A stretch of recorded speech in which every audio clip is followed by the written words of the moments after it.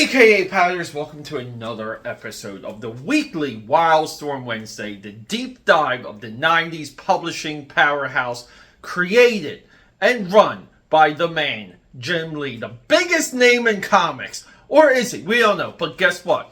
What is the birth of Wildstorm? Where did it start? How did it start? Well, let's just showcase two of the books that are really in equal. Wildstorm number 1. Let's go.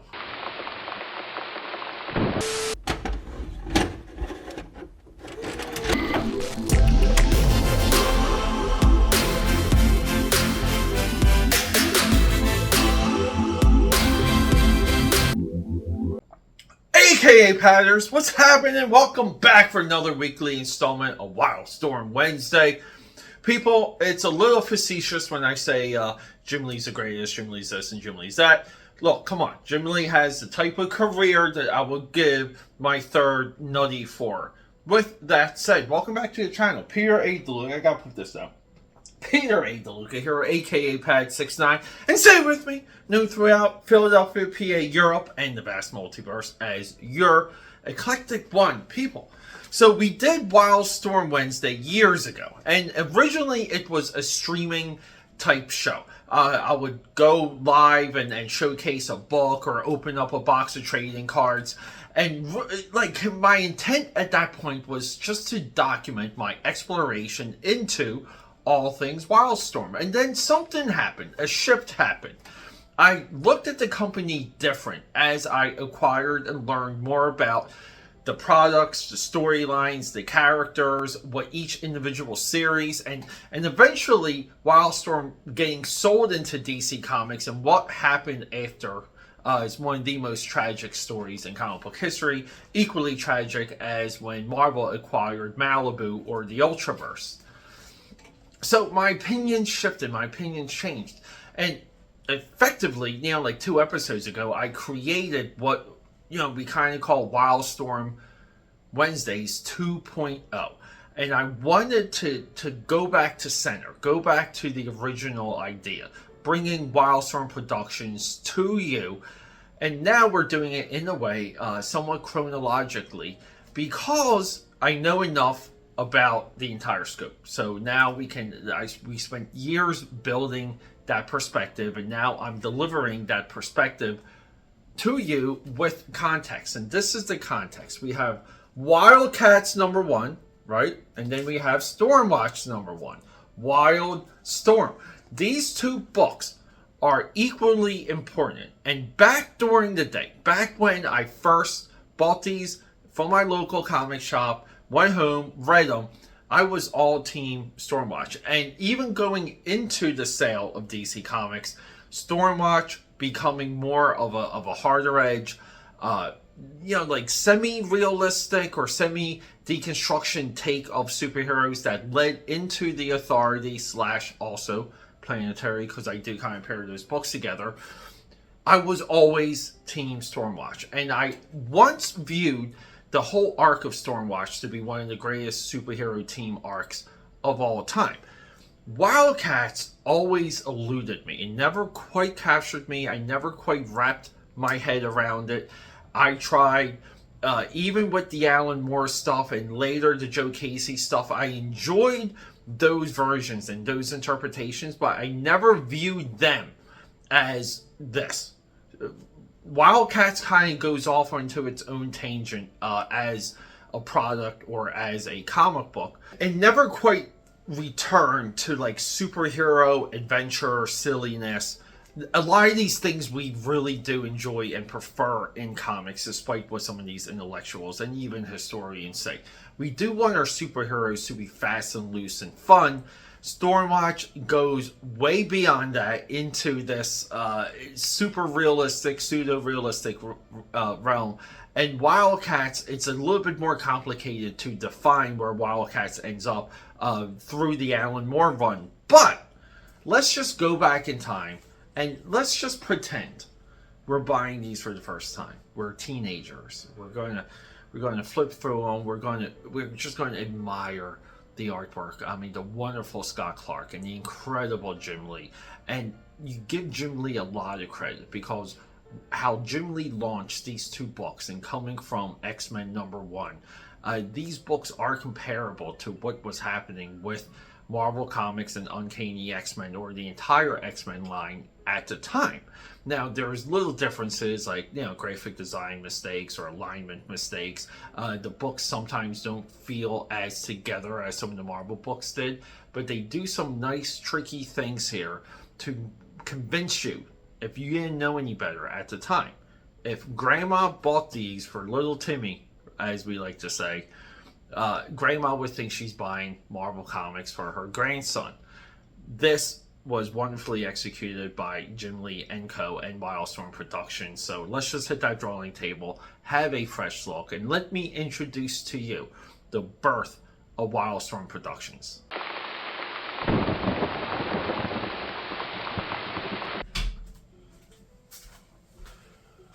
Cheers, aka Padders.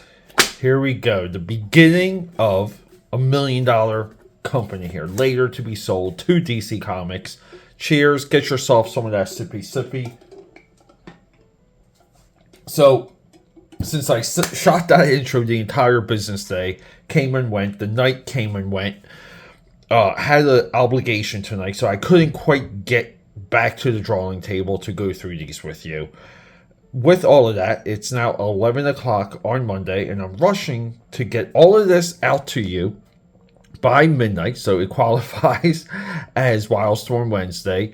And, I kind of already know I have maybe like 30 minutes of rendering time for this video with a 20-minute upload. So it's going to be tough. It's going to be close. So I just want to make this observation.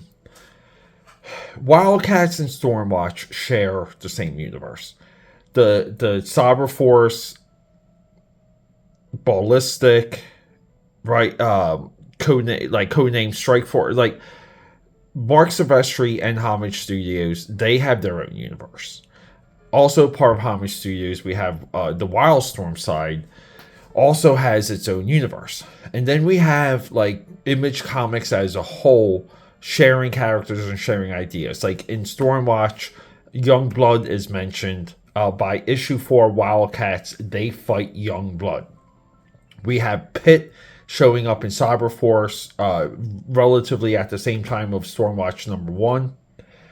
So there's a lot of Image universe cross-connectivity, and then cross-connectivity within the studio mates that share the same company space. What needs to be observed when we talk about Jim Lee's Wildcats is, and we're going to do a separate video where we go through the Wildcat #1 variations, because these have I'm going to be all over the place here for a little bit. These have different trading cards, and I have all of those. I want to show those off. I want to show off some of the Wildcats gold, the Wildcat Jim Lee autograph, and some of the reprints of Wildcats since then. But we will detail this in the later video. But Jim Lee does a wonderful introduction here, and the big point is this is Jim Lee on all cylinders post X-Men. The quality of his artwork and what the studio is doing around him. Brandon Cho writing, Scott Williams inker, Joe Rosas colorist, Mike Hazler letterer. This pound for pound looks like a legit book. This looks like something that would go toe to toe with Marvel. We made that point about some of these other books. And the setup here and the universe setup is quite significant. Because even within issue 2, we have Lynch. Lynch becomes the pivotal member, right? He's the Professor Xavier of Gen 13. Lynch's character goes into Team 7, and then he goes back further that. All right, so he almost becomes like a Chewbacca throughout early Wildstorm superhero mythology. But yeah, we get this sighting of Imp or Void here. We have something happening in the Arctic. Some scientists show up. she pops in. They have like an orb. She's like, you don't know the power of that orb. And boom, we go back into the future.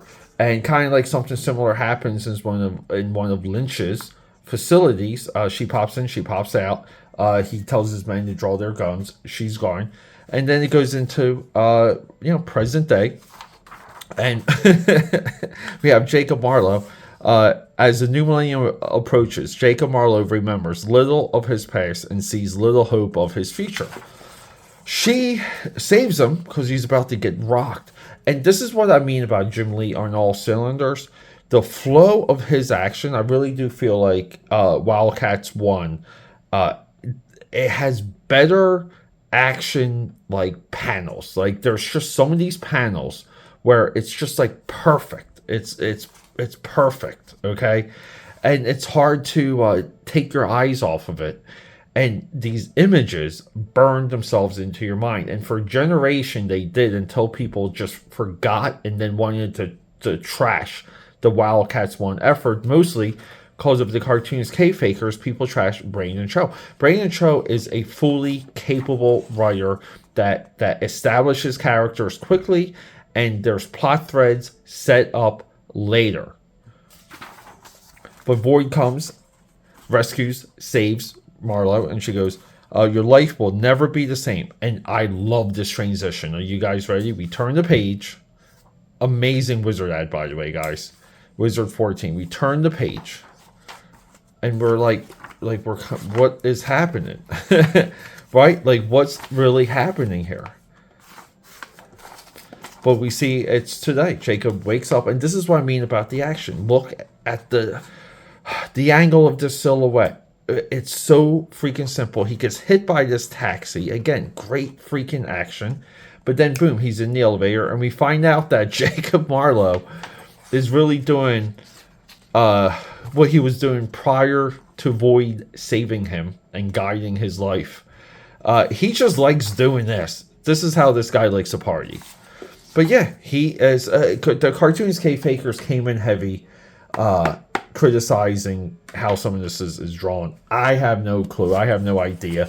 Again, Jim Lee is on all cylinders. He quickly establishes that we're inside of an office building with these elevator number blocks here. Look at the detail of the molding.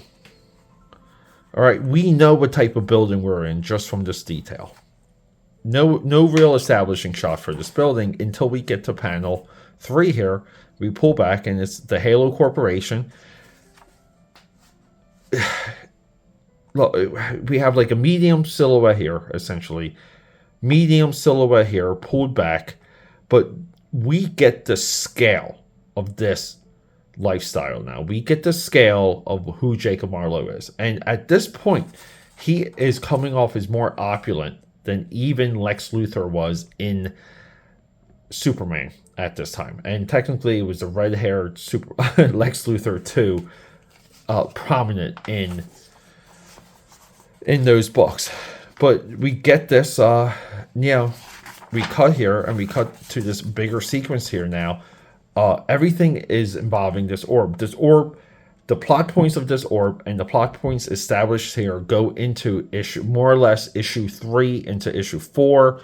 We're still building when it comes to issue 2. But we still get some dynamic Jim Lee drawing.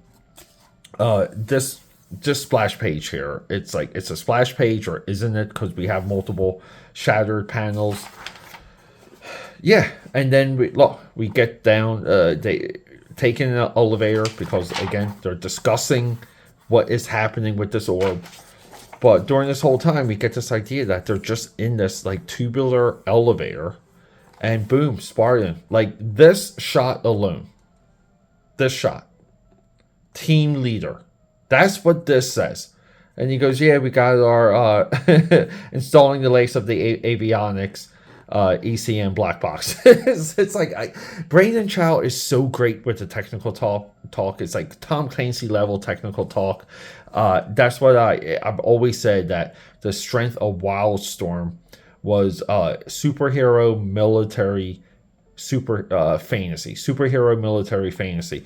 But yeah, and then we get this introduction to Warblade and Maul, and look at this. Like, again, like, Maul smashes Warblade through the wall into Spartan, and he's creeping around the hole in the wall, or like the crater, just punched through it. But look at just the motion of this gesture drawing. It's incredible.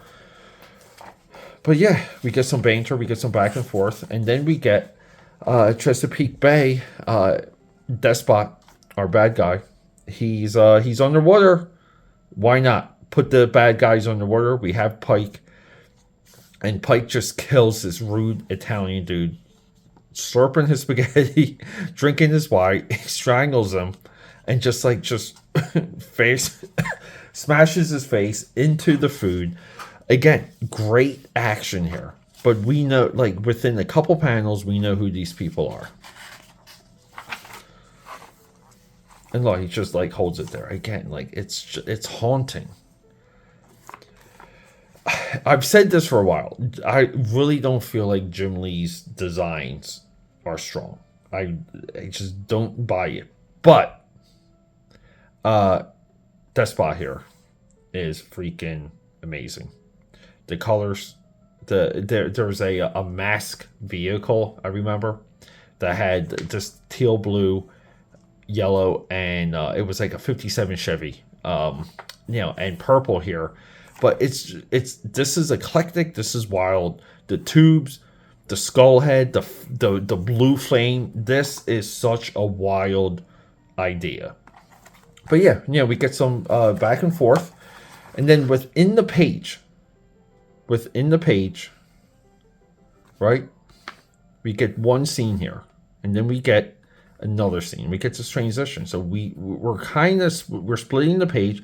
But you can argue that for this sequence here, which is kind of not too important, but we don't know we're in a different place. Like, we don't know, because he's zipping around with Void, kind of cutting deals and aligning his forces.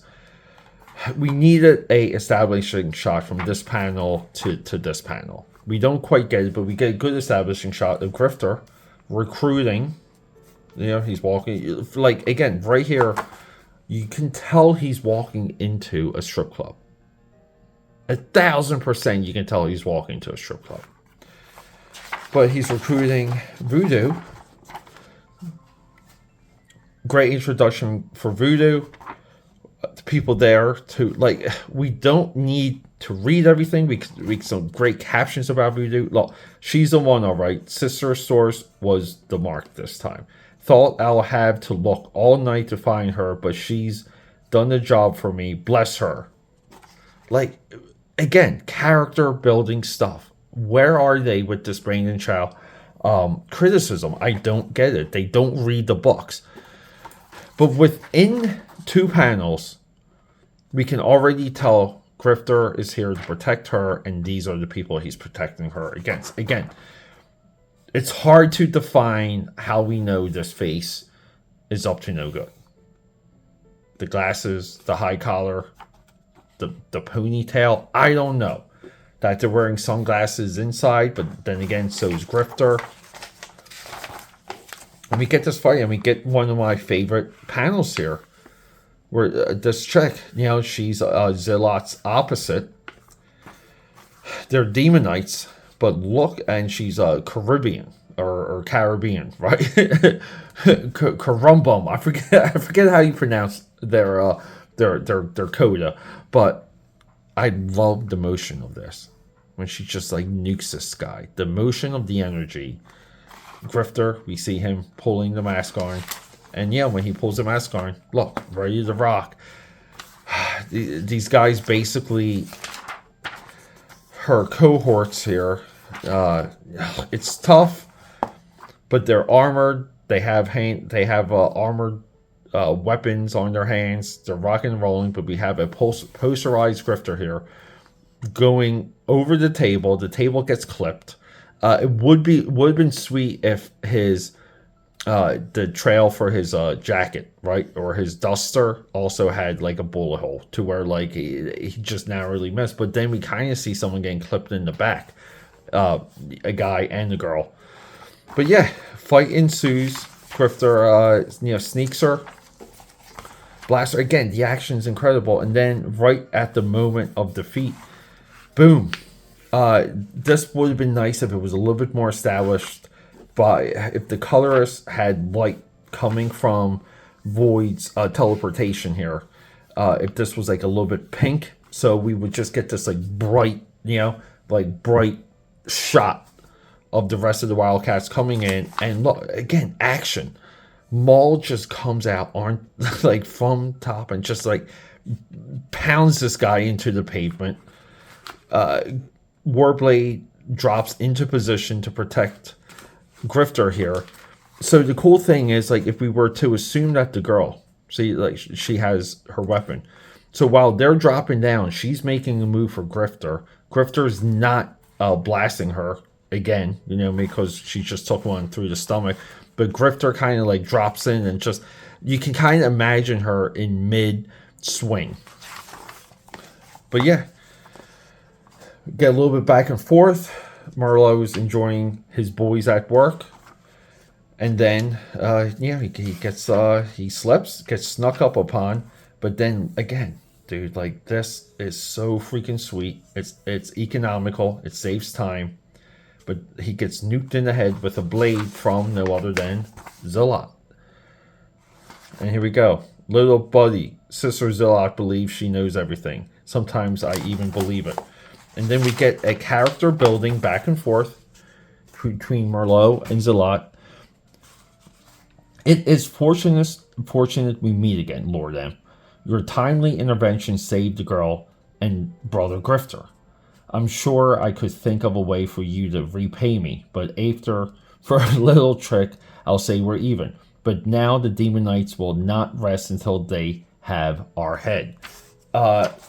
We know, like, she just came into the story in one word balloon. That's why I read that out to you guys. One word balloon. We know their relationship. We know her relationship with him, and we know she is out hunting the Demon Knights. Which may be the one fault of this issue. The Demon Knights are not established enough. Okay. And then our Coda girl nukes everyone.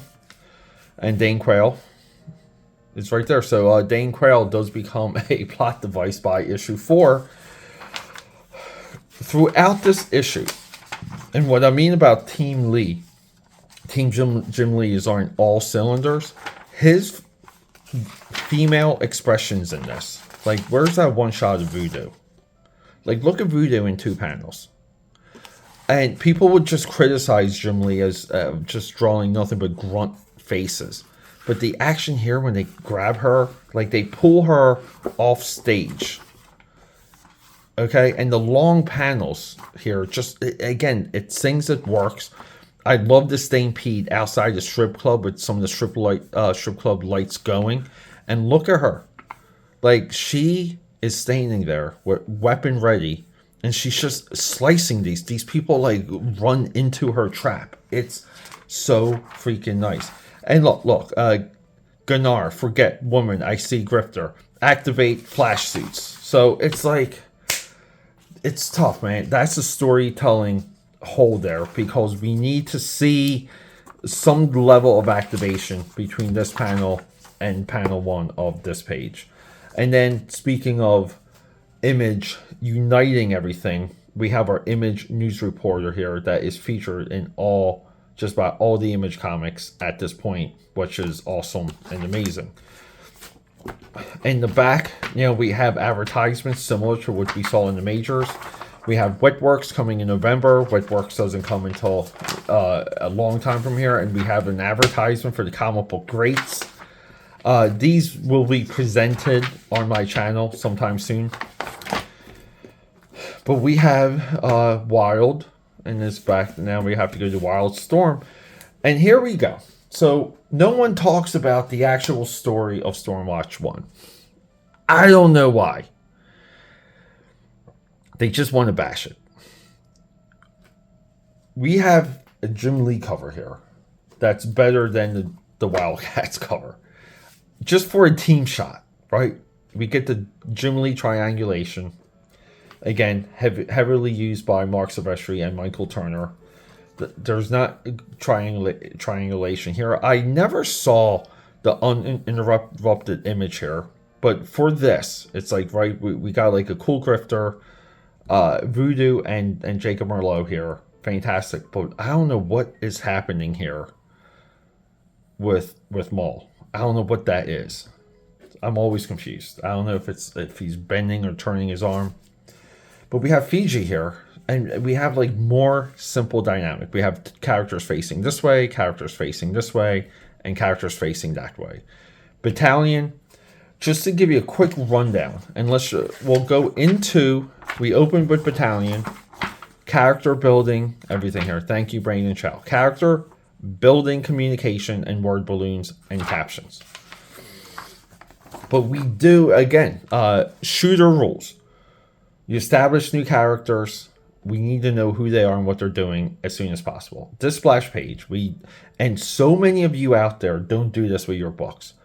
I don't know why. But we have Hellstrike, Fiji, Winter, and Diva. Diva dies, right, issue 25, she dies. Hellstrike gets beat up a few issues from here, goes into like stasis. But then later comes in and out of the team, but he effectively dies. I believe he dies in Wildcats Aliens. Winter becomes a perennial member in different forms going into the Warren Ellis era. So we're like, he's with the team up until the very end. Fiji's the only one his fate I'm a little tricky on. Battalion later segues, like Battalion's journey is, we'll just leapfrog here real quick, really leapfrogs into his brother. And his brother is the one, I believe it's starting with issue 26, or maybe even 20, might be 24. 24 or 26, but basically effectively takes over the team and becomes like Mr. Stormwatch. But who are they facing off against here? Well, we have a school bus. We have, what's his, Mr. Werther. But yeah, we have like the school teacher here, dressed nice, by the way. And yeah, we have some terrorists, some superhero, supervillain terrorists. We have Razor, Kilgore, Deathtrap, and Slayer. I'm just, again, we know who everyone is. We're about to face off. This time, you won't escape me, Deathtrap. Again, we're world building here. We're drawing a lot of connections. A lot of the dialogue will reference multiple things, which we'll see. But, everyone faces off. And really, this ends with Deathtrap nuking the school teacher. And then we get what we kind of think at the time is a gotcha. We're like, oh, he had a bad dream, but this guy's so dedicated and sexy. I mean, look at him. Just look at this guy. Wildstorm stains for sex. But we get the same nightmare, plague, return from Sarajevo.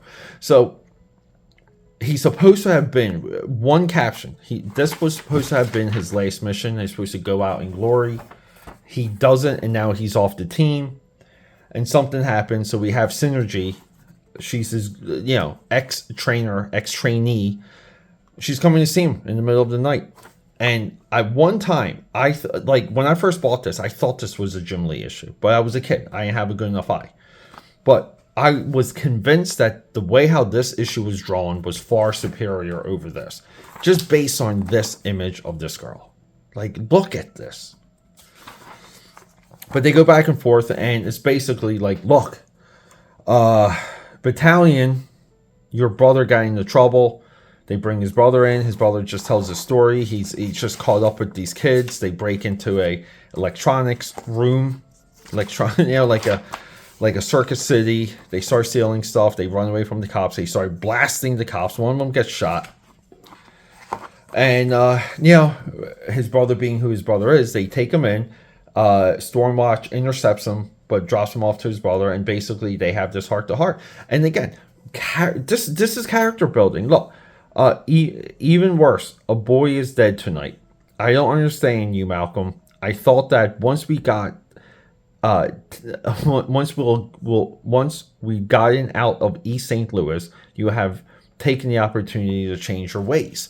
Again, like now we know their history, so we get into and we see how Stormwatch works. So keep in mind, we're deep into the first issue at this point. We really haven't seen Stormwatch working. We've strictly used all of our real estate here to build one character. But we got Weatherman here. Again, perfect name. Weatherman doesn't quite last long. He transitions, and Synergy here eventually takes over Weatherman's position.